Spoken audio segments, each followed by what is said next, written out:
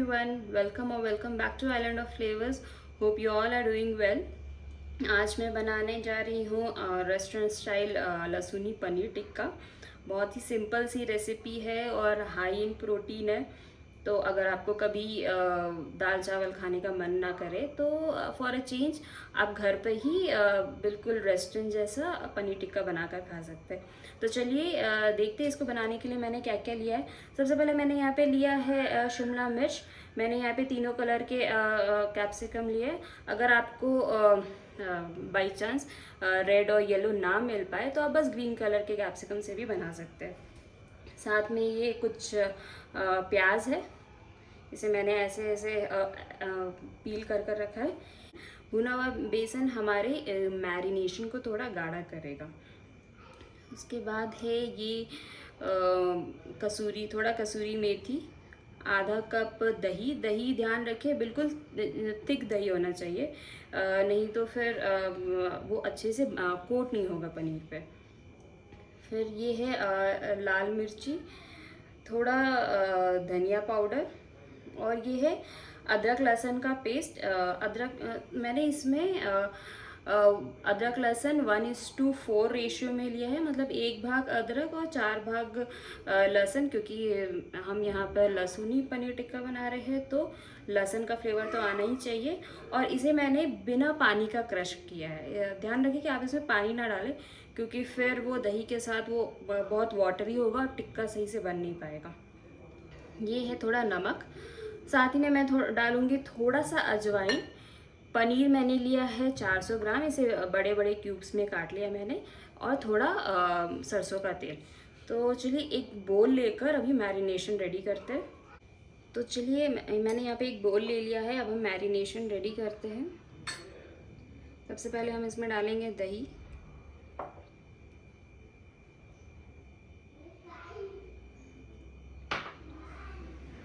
उसके बाद हम इसमें ये अदरक लहसुन का पेस्ट डाल देंगे।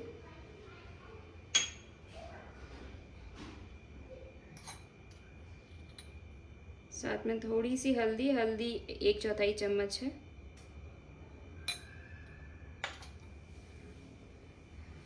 लाल मिर्ची आप अपने टेस्ट के हिसाब से डालें। ये मैं ज़्यादा तीखी वाली मिर्ची नहीं यूज़ कर रही हूँ, और मैं ये एक छोटा चम्मच इसमें डाल रही हूँ।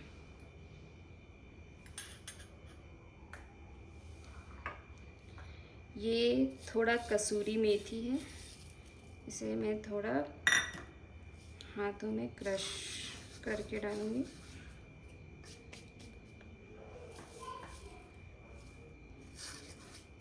ये मैंने इसमें 1 छोटा चम्मच डाला है।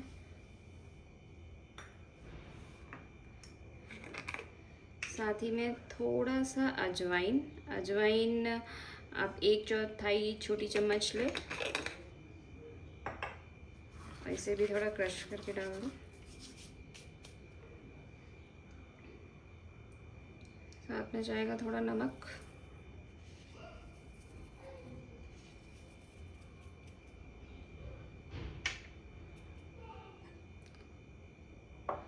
अब हम इसमें 1 बड़ा चम्मच भुना हुआ बेसन डालेंगे, ताकि ये मैरिनेशन थोड़ा सा गाढ़ा हो सके, और इसे अच्छे से मिक्स कर लेते हैं। अब इसमें मैं 1 बड़ा चम्मच सरसों का तेल डालूँगी। सरसों के तेल के हमें गरम नहीं करना है, इसे बस ऐसे ही डाल देना है।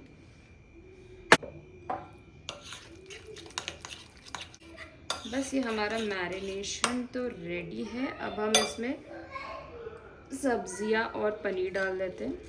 तो ये मैंने कुछ अनियन डाल दिए इसमें, कैप्सिकम,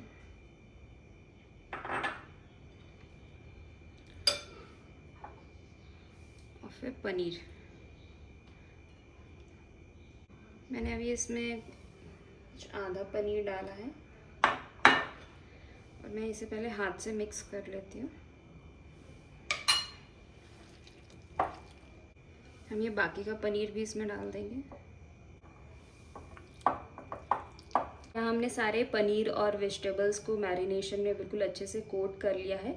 अब हम इसे 15 मिनट तक मैरिनेट होने दें। और ध्यान रखें, जब आप इसे मैरिनेशन में मिक्स करें पनीर डालने के बाद, तो आप अपने हाथों का इस्तेमाल करें, बिकॉज़ चम्मच से ये पनीर बहुत सॉफ्ट होते हैं, तो चम्मच से चांसेस है कि आपके पनीर टूट जाएंगे। तो इसे बिल्कुल हल्के हाथ से ही मिक्स करिए। तो चलिए अभी इसे थोड़ा मैरिनेट होने देते हैं। तो ये पनीर मैरिनेट होते हुए 15 मिनट हो गए हैं। तो चलिए अब हम इसे बनाते हैं। मैंने यहाँ एक पैन लिया है, गैस ऑन कर लेते हैं। इसमें मैं डालूँगी मस्टर्ड ऑयल। आप इसे सरसों के ही तेल में बनाएं तो इसका स्वाद अच्छा आएगा, लेकिन अगर आप नहीं खाते हैं सरसों का तेल तो आप कुछ और भी यूज़ कर सकते हैं, बट एक बार सरसों के तेल में बनाकर ज़रूर देखिएगा। इसे हम अच्छे से फैला लेंगे।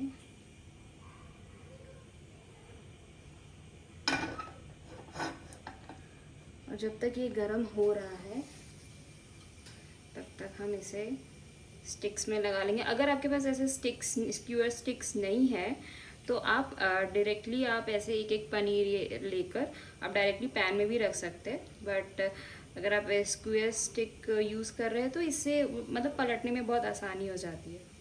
तो आप ऐसे इसमें डालिए। मैंने पहले कैप्सिकम डाला है, फिर मैं एक प्याज डाल रही हूँ।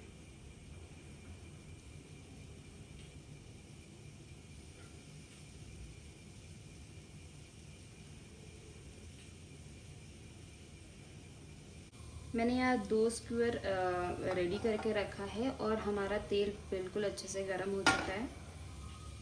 अब हम इसे लेकर इसके ऊपर रख देंगे।